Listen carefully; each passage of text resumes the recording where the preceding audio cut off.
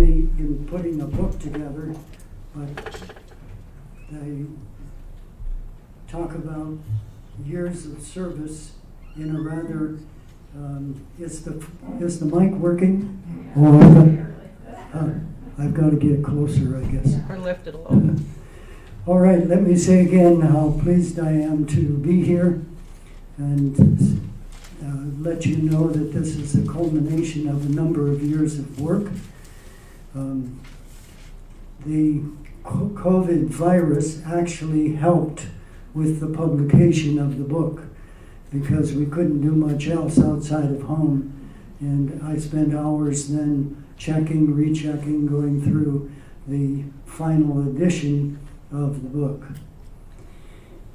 I was looking around and I'm wondering if I'm missing, I was expecting to see the Van Mersbergens here. Ron and Betty. Somebody know them here? I saw her earlier. Okay. I was hoping that I would see them here, but I want to pay tribute to the fact that they, Ron and Betty, having received a book, having read it, passed it on to Patty. And Patty did the groundwork to put together a presentation that we're involved in today. I also want to thank each one of you for coming and listening to a testimony of grace and protection. My book is divided into 41 chapters that focus on different aspects of flying in a foreign country. And I will refer to some of those, but I want to also give testimony to the fact that I understand that the master controller of the universe rode with us in every use of the airplane to build the church. When I find out that somebody knows that I'm a bush pilot or representing that genre of people, I anticipate questions from the people who've gotten to know that I'm a bush pilot. And one of the first questions they ask me is, do you still fly? Another question I'm commonly in touch with is, have you had any close calls lately? I answer those questions in the affirmative, and then I go on to explain that my flying is usually done in a dream. So I'm still flying, but not physically. But the close calls I've learned to think about carefully because there's a different terminology in the aviation jargon, near misses. And I've had a number of those, and I'll share some of those with you this afternoon as well. But a couple of days ago, I was talking to a 99-year-old retired teacher who had just read the book and then passed it on to 5 or 6 others. I was talking to her about a story I heard once about the barnstorming days of flight. This is early on. The story is about an old Dutch farmer, perhaps in Iowa or Wisconsin someplace, whose son became a pilot. And he invited his dad to go flying with him. And the father said, no way. The son kept asking, the father kept saying no. Finally, one day he said, okay, I'll ride with you. So they flew around the farm and around the country for a few minutes, came back down and landed. And the son asked the father, what did you think of it? And he said, well, I didn't put my whole weight on this bloomin' thing. A apparently he wasn't very impressed and wasn't sorry that he had refused beforehand. But there are different responses to different situations, and I'll be sharing some of those with you. Pilots often, almost always, file a flight plan to let people know what's happening, where they're going, what their fuel is, and so on. So I have a flight plan that I want to share with you this afternoon. It has 5 different aspects. The first addresses my background in terms of growing up and so on, very brief. Then my wife, Florine, who was with me all of the years that I was a pilot.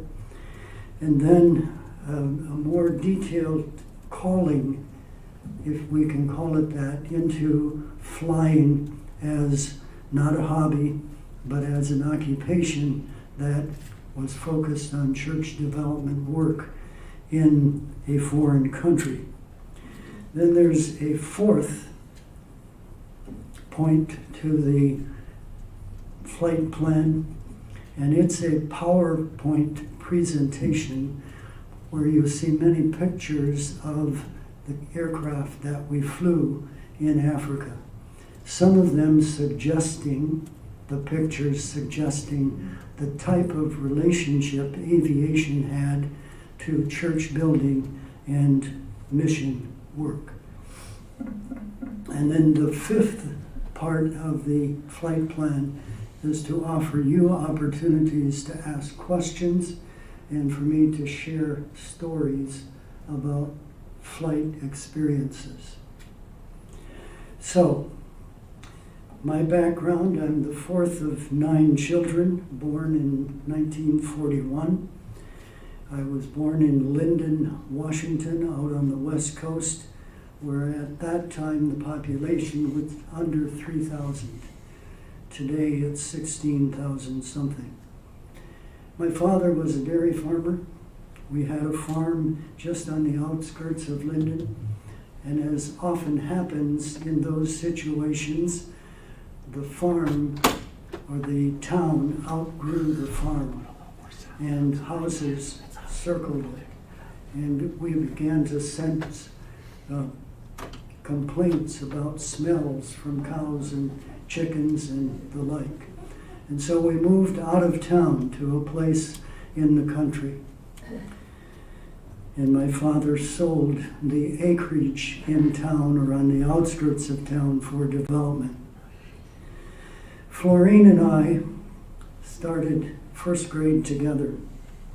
If you're interested, there's a first grade picture here, free book to anybody except Karen, whom I've pointed out, myself and Florine in first grade. But she also from Linden, and we have a memory that we share from first grade. 38 students, 1 teacher, and in September that year, there was scarlet fever. I don't know if you'd call it a pandemic or whatever, but she was quarantined, something that all of us know about now. And I was, because we lived close to Florine's parents and family home, I was given the first graders' Get Well card. I actually printed Get Well Soon on it, or from the first grade. That card has been kept, and it's on the table down here this morning, or this afternoon. We began dating in high school. We were married our final year at Calvin. We were quite young, but we had applied and were going to be appointed to Nigeria as missionaries, both teachers. And so we talked our parents into believing that it was better for us to spend our first year of marriage in a familiar place rather than going off to Africa. So, third point, my older brother was a private pilot. My younger brother built his own ultralight plane. In junior high, our teacher, I don't remember her name, asked us as sixth graders, middle schoolers, to write a paragraph what we wanted to be when we grew up. My letter, my paragraph says I wanted to be a flying preacher. So the plan was go to the Air Force for training, then use that training for missions. Some of you who are acquainted with aviation and missions will recognize the name Missionary Aviation Fellowship. Pilots who returned from the Second World War organized and founded that organization in 1945. I think all of us will remember 1956 when 5 missionaries were martyred in Ecuador by the Auca Indians. These things had an impact in my life. The older I got, the more I wanted to be part of that particular solution. As a senior in high school, an Air Force recruiter was on campus. I got a meeting with him and began to talk with him. When he found out that I had dentures, which I had had for a couple of years already, that I could not stand pilot training, fighter pilot training. He didn't explain everything about that, but it was a no-go. So I looked into Moody Bible Institute. They had a flight training program. I didn't find it satisfactory. I decided to do it privately and looked around, and God showed me a couple of good Christian men who had bought an airplane for $3,000. They sold me $1,000 worth of that airplane. In a couple of months, they traded that airplane for a bigger airplane, a faster airplane, retractable geared airplane. Took in 3 new members. So I still owned part of an airplane, although it was 1/6 of an airplane now, not 1/3. Then I let it be known on Calvin's campus, where I was a student, that I would entertain the idea of flying 3 students to Iowa, to New York, Chicago, wherever they wanted to go, and I would log the time. They would pay for the gas and oil, and I would log the time in my logbook. At the end of our career at Calvin, by graduation, I had almost 250 flying hours, which was the qualifying number for mission aviation. So we proceeded with our plans to teach. I hoped that in Nigeria, where we had a flight program, there would be a possibility one day. But I taught for 5 years and fell in love with teaching. Then they needed another pilot, and the doors were opened to do that. Now I'm going to move into the PowerPoint. We have a number of outlets in the technological stuff, and I'm going to be raising my thumb every time when we change, because I can't have a clicker up here to advance the... This airplane was not in Nigeria. The one that's on the screen is the Beechcraft Bonanza. It is the aircraft that I owned 1/6 of for a year and a half or 2 years. That is the first airplane, a Cessna 140 that we flew. I didn't fly it. It was before my time. The Piper Comanche was where I did my flight training in Nigeria as a bush pilot. There's quite a lot to learn in the tropics.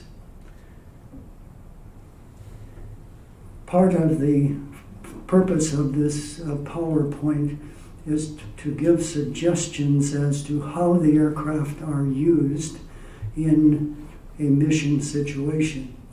You'll notice, if your eyes are really good, there's a couple of toolboxes on the ground by the airplane. There were generators in all of the mission stations, and once in a while they would need repair. So they'd call an airplane, we'd pick up the mechanic and tools and go and fix it.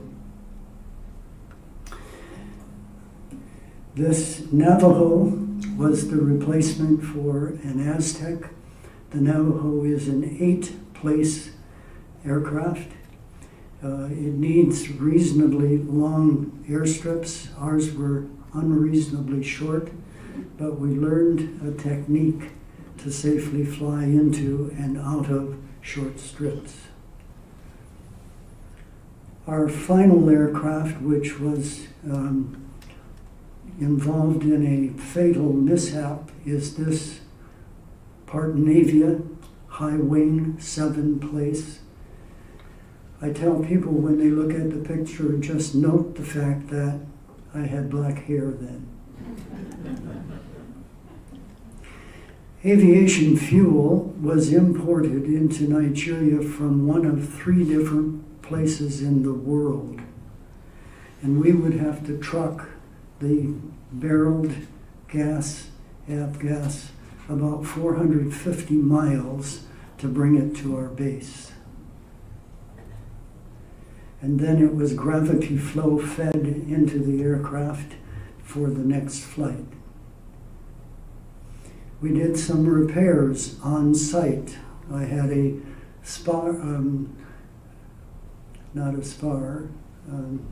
landing gear failure. Some O-ring had failed, and we lost the pressure in the strut, and had to take parts out and fix it where it broke down. We did our own airplane mechanic overhauls of engines, and then ran them in for about 2 hours at various speeds to test before putting them back on an airplane. At the left, near the horizon, you see a long runway paved. There were few of these in Nigeria when we flew there. The ones that we flew in were the ones that were gravel or dirt for the most part. This represents the base airstrip in our operation in a place called Takum, near Lupwe, which was where Johanna Veenstra did her initial mission work.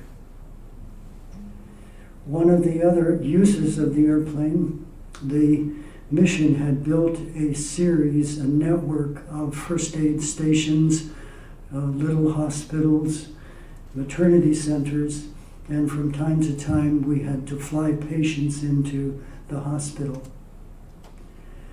We also supported a development project where 1,000-day-old chicks were brought in to be sold to local farmers so that they could raise and eat eggs and eat meat. And there's another load of them. And other things that go along with the flying program. Sitting in the cockpit, I believe at 9,500 feet. This particular airstrip, I came into it with not the Navajo, but with the Aztec. And as was our practice, when we got to the end of the runway on the rollout, we would reverse direction to go back down to the pickup unloading area. And because we were interested in being stewardly, we would shut down the right engine and just use one engine to propel the aircraft back to the unloading space.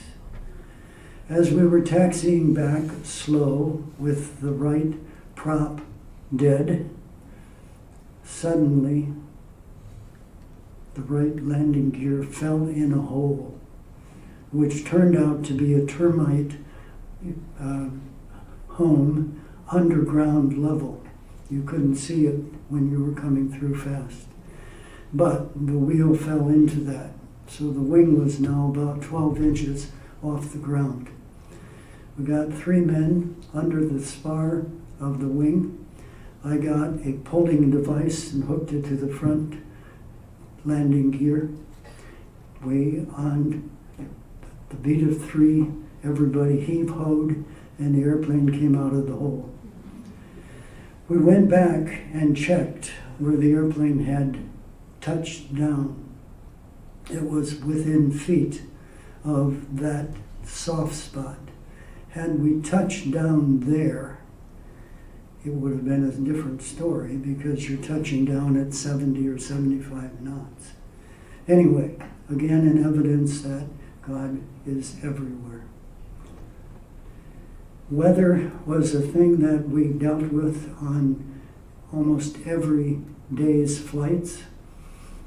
The season of dryness, called harmattan, reduced the visibility sometimes to as low as 100 meters, about 350 feet.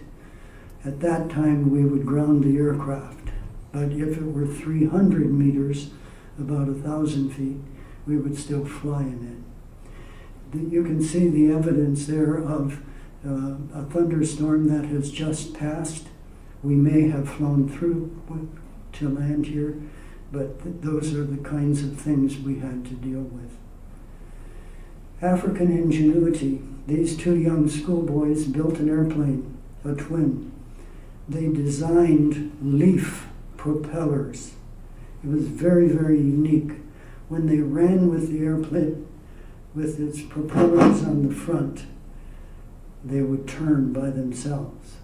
It was really interesting. This gives another example of the use of the aircraft. I'm sure you can guess what that was. Our kids went to boarding school. This was a school flight day. I think I counted 8 or 9 children that squeezed into the Navajo that day. And there they are, adjusting their airflow. We tried to train this chimpanzee to fly, but we weren't successful. So we had to give that up. Now, I've talked a lot about the actual flying and so on. I have a lot of stories that I can share with you, but you may have some questions which might lead to a story, but it's your turn.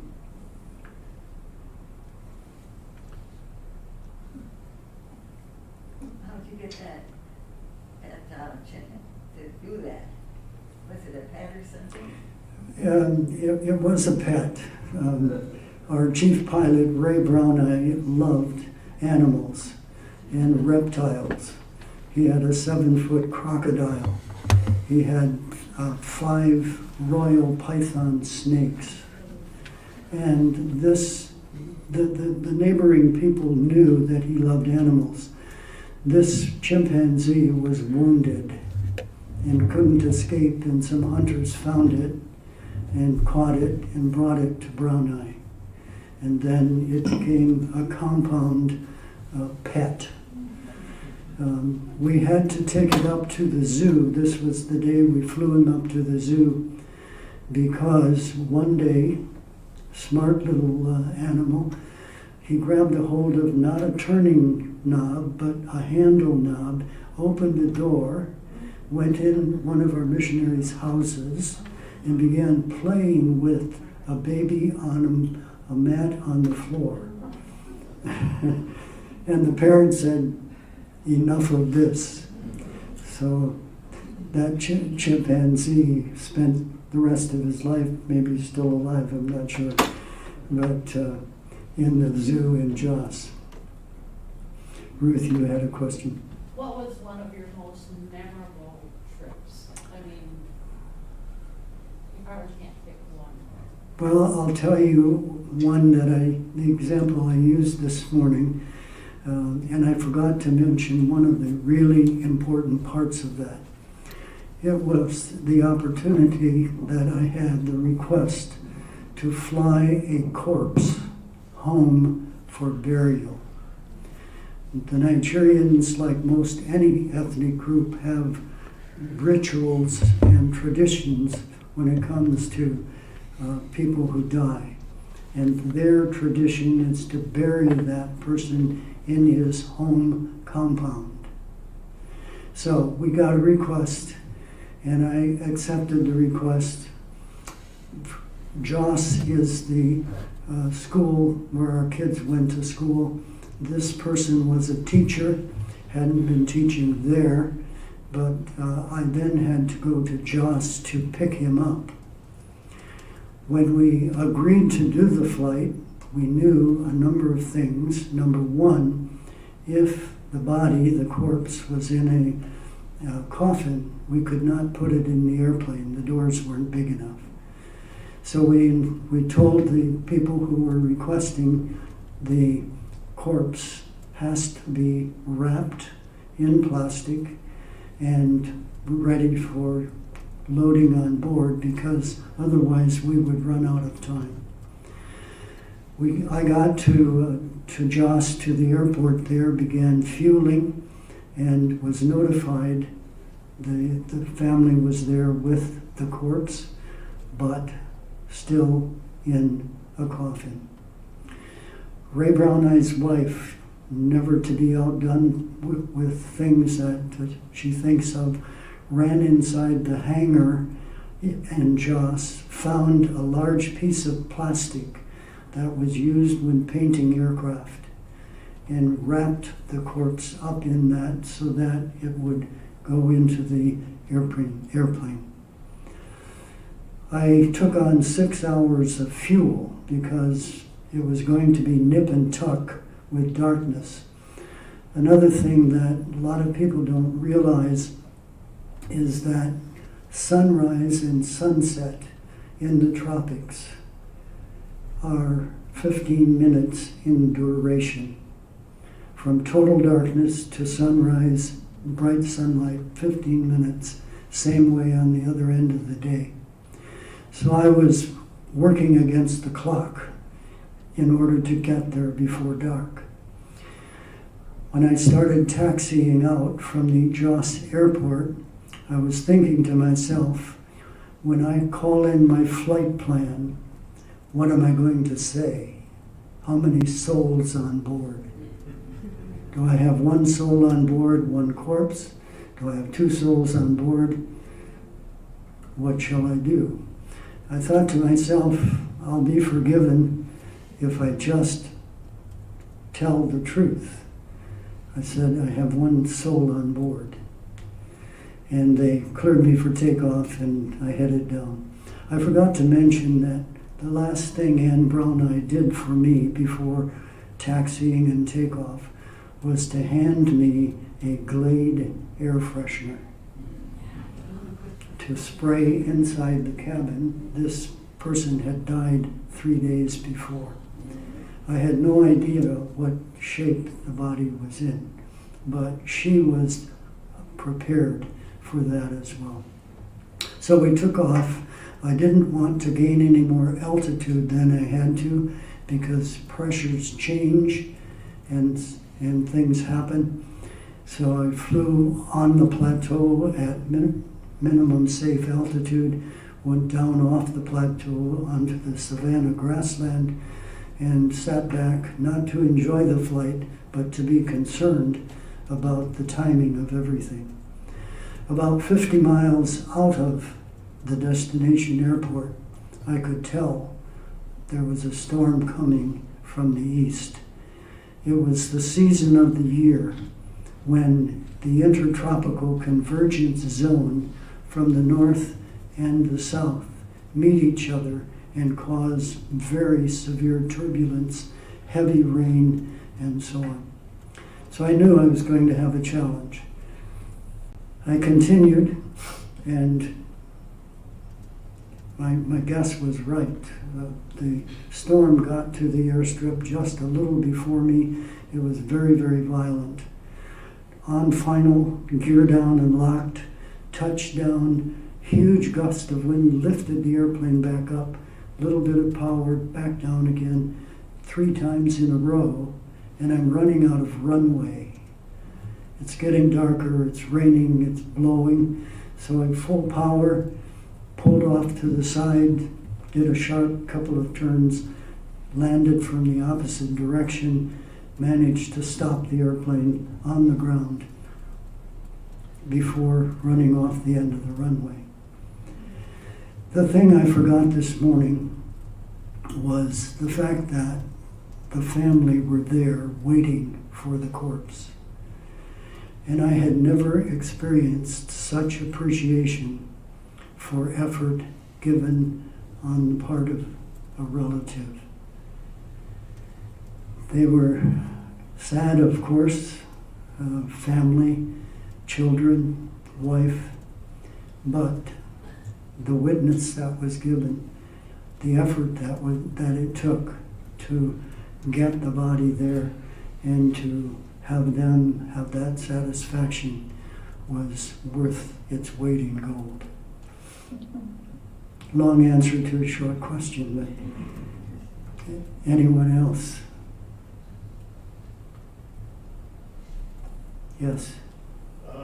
Language problems, did it take you quite a while to learn so that you could communicate with people from the airplane? Thanks for the question. Our airplane conversations were all in English. It was broken English, and you had to learn a dialect of English that you were not familiar with. Nigeria has 250 different ethnic groups, over 400 separate languages or dialects. We, as pilots, were offered 3 months to learn a language, at least a functional language capability. So when we learned Hausa, which was like Swahili in East Africa, we could communicate with most people. Hausa was what they called in the local dialect a cheaper language. It was easier to learn. It had more borrowed words from other languages. So we managed to make do. I got to the point where I could preach in Hausa, but, here's the but, our messages were often translated once or twice. So I had 3 times as much time as I needed to think about the next sentence or the next thought. So there were benefits from that as well. Were there other pilots besides you in Ray Brahman? There were, yes. We tried to have 2 pilots and 1 mechanic on site all the time. But with furloughs or home service periods now, it was difficult to do. Florine and I were looking through letters. Anybody that's lived overseas can probably identify with these blue air forms. I would try to write one of those to my parents every week. I averaged probably every other week. But the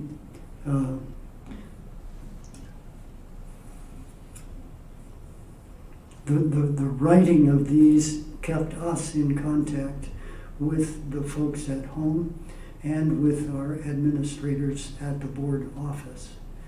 So we were always looking for more help, and the opportunity to serve was always greater.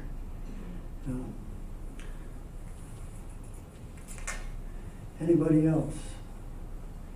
I'm going to look at my watch. Oh, there's a clock. Okay, we're not too dead giveaway yet. Go ahead.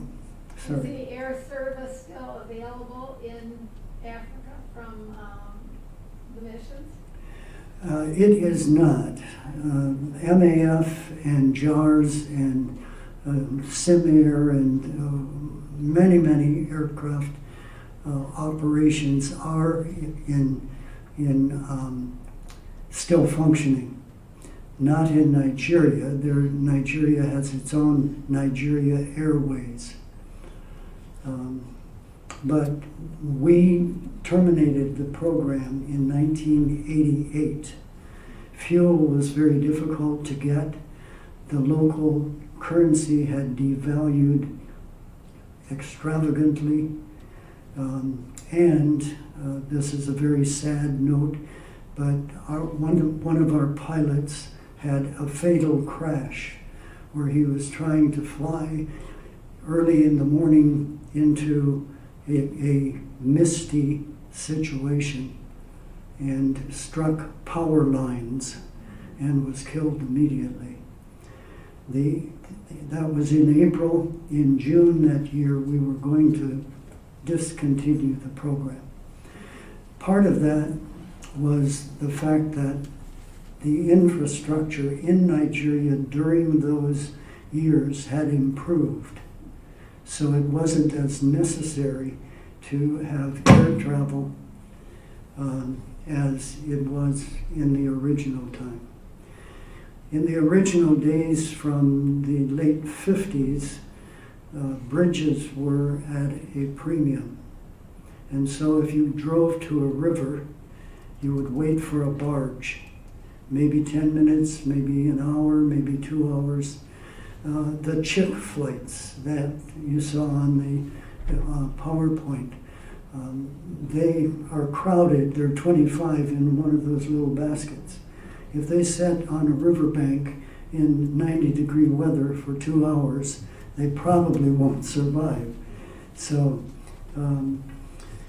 now there are more bridges. The roads have improved and then deteriorated again. But anyway, yes. Yes, Ruth. How did they decide who would get a flight? Do you know what I'm saying? Like, Yes. I'm sure there were more requests. Yeah. And why would they let you go Alone where? fly alone? Oh. Well, I'm not sure about the answer to that question. I never felt that we needed a co-pilot. And many small aircraft operators, I think, operate that way. Yeah. What was the first part of your question again? How did they decide who got preference? Florine, my wife, did the flight scheduling for periods of time, and we gave preference to medical emergencies, of course. We gave preference to church members who were going on administrative assignments. One of the uses of the airplane was to fly pastors into remote areas where there was an airstrip, of course, to preach or administer the sacraments or whatever. So, yeah, and we could never compete with public transport. So, anyway, yes. Why the title of the book? Why the title of the book? Good question. As I was thinking about this 5 years ago, it came to me, do something unusual, but get a message across. The subtitle is A Matter of Perspective. From 3,000 feet, a matter of perspective. And by that, I tried to point out that if you're flying close to something like a mountaintop, appears very large, and you have to take diversive action. If you're flying high, the mountains stand still, the clouds stand still. It's a different perspective. And the comparison to spirituality, if we feel close to God, we're in a safe place. If we're way away from Him, we're in dangerous territory. So, there was another hand here. Did you know Pastor Ren Brookhuizen?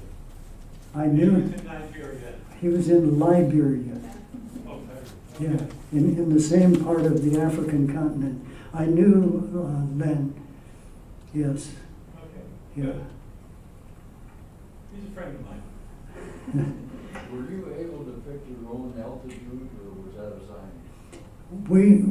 I would guess that 95% of the time we were flying on pilotage and dead reckoning and obeying the circular determination of heights. We never flew, I shouldn't say that, I just lied. I was with myself flying hour and 10-minute flight, and I wanted to test out asphyxiation at altitude and the results of your mind and so on. So I climbed the Twin Comanche to 16,800 feet. It was turbocharged, so I could get up there. Then I took out a booklet and pencil and paper and started writing and adding numbers and so on. Then I had to start going down because I was pretty high. But I didn't feel anything in 10 minutes that was scary. But we never flew above 12,000 as a matter of course. I want to get closer to the end by giving you a story about this tool. This is a spearhead specifically designed to not be able to pull out of the object that you're hunting or fishing for or whatever. The story goes like this. A 12-year-old boy, as boys will do, was climbing in a tree, playing in the branches. A hunter came along with this on a shaft and wanted to use the shade of the tree for a bit of tiredness. So he sat down, planted his spear in the ground, shaft down, and sat in the shade. Neither the boy in the tree nor the hunter outside knew the other was there. The boy slipped and fell, and this non-removable spearhead penetrated his thoracic cavity on the left side. This happened about, I think, 10 o'clock in the morning. That village was 40 bicycle miles from the nearest airport with an airplane. So immediately after this happened, they sent someone on a bicycle to ride the 30 miles, 40 miles actually, to call an airplane to come and pick him up. The airstrip that they would use was 10 miles from where the accident happened. So somehow, I don't know how, they had to break off or saw off the handle of the spear, because riding the boy on a bicycle or even in a wheelbarrow wouldn't permit them to have that 5-foot or 6-foot handle being dealt with. Make a long story shorter, they got the patient to the airstrip. The bicycler got to the airplane. There was a pilot available. They flew out and picked him up. And I first met him, having flown that day, earlier landing at our base. I first met him when he walked off the airplane from the airplane that had brought him in. He looked to be 12 years old.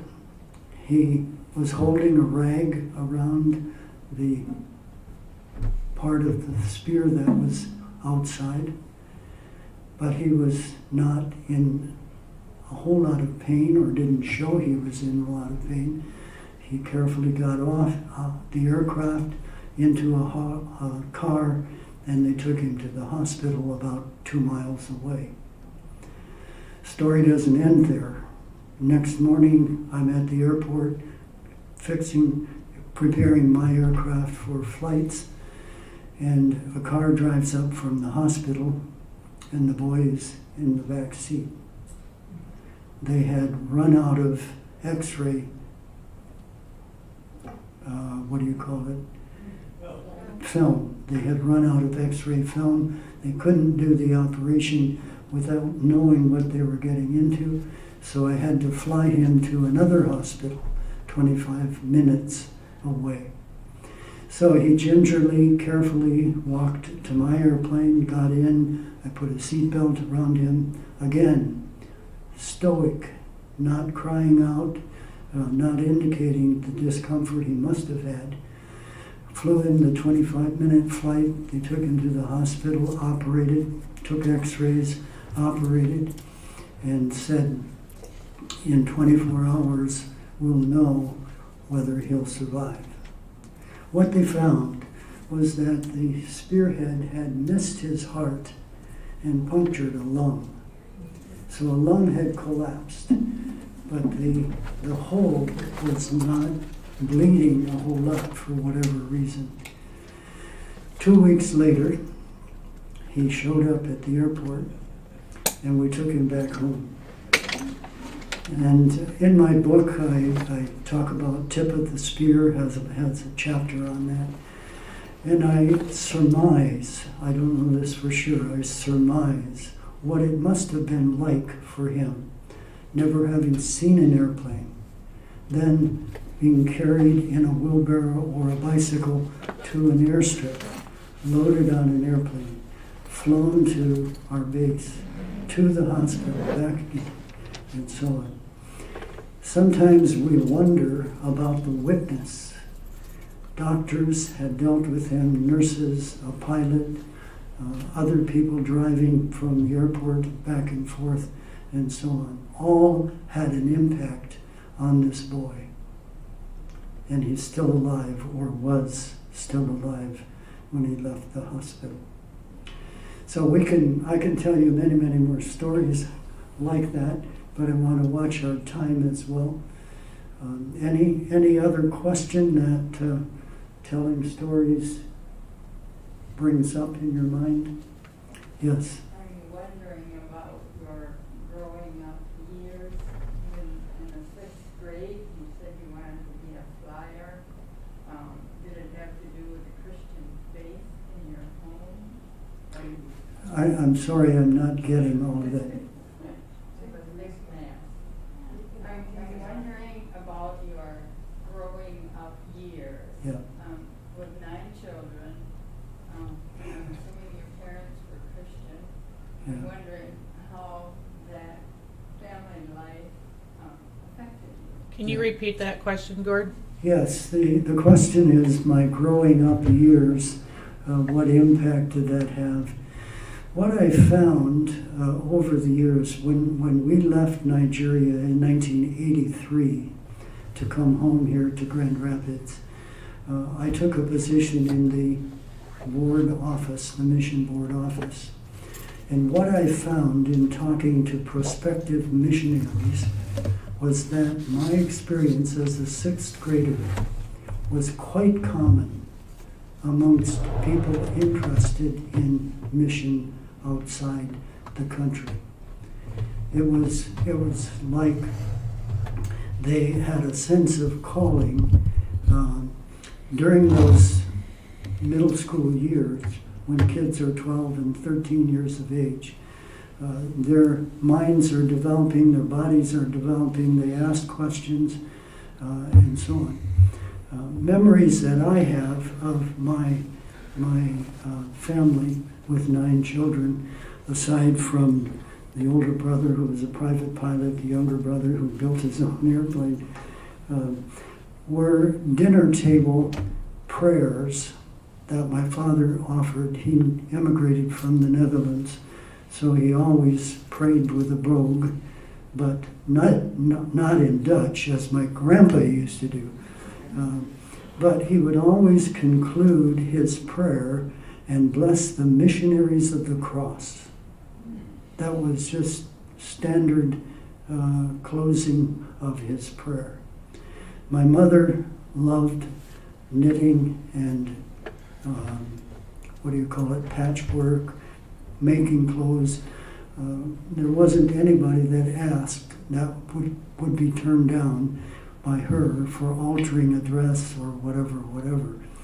So living in that kind of a situation, another word I used to describe my father, he was quiet, but he was very, very generous. The first person or among the first people to help out if there was a fire on a farm, whatever. So that all impacted my life. And then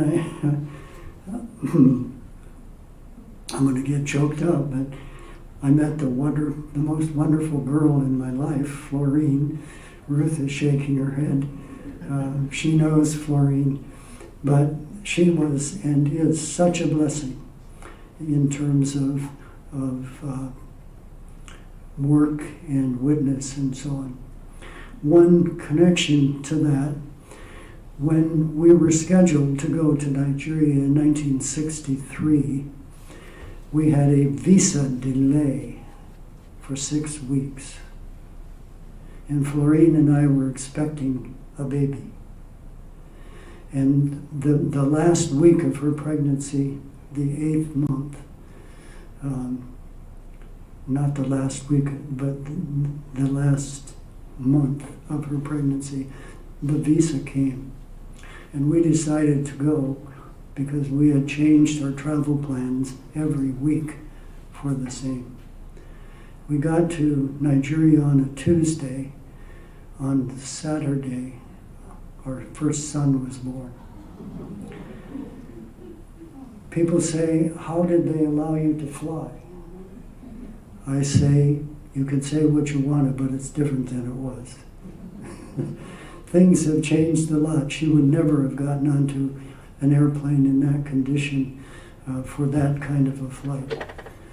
But again, it showed God's provision for us. She was asked this morning at the Ridge when we gave this presentation what she did a lot of. And she said, I prayed a lot. There were times when the weather was bad, we had to divert, land, tie down, even stay overnight. And it was impossible to communicate to her by radio. We had no modern technology in those days. But she learned, and she testified to that, to say, it's okay, God. We love you, we love each other, and it's okay. One particular incident like that, we had gone to have an airplane inspection, an annual chore that we had. And we were told that we had an appointment. We got to the place, we flew to Lagos, the former capital city, and found out that the inspector was out of office. They told us where he was. It was an hour away. We tried to communicate that we were going to be overnight. We got another aircraft to relay the message, but it never got through. We thought our people at home knew. They called together the wives of the pilot and mechanic to pray on our compound that night. And then the next morning they found out that we weren't lost or crashed someplace after all. But yeah, my sister used to say, you're taking your life in your hands every time you fly. I said, Evelyn, flying is the most safe mode of transportation yet. Wipes out a lot of people at one time if there's a crash, yes, but it's still the safest means of travel. Okay, unless there's one more quick question, I'm going to thank you all for being an attentive audience. I know the faces of some of you. It's hard to tell because of the masks and so on. But thank you so much, and thank you, Patty. Thank you, Gord. Let's give him a round of applause.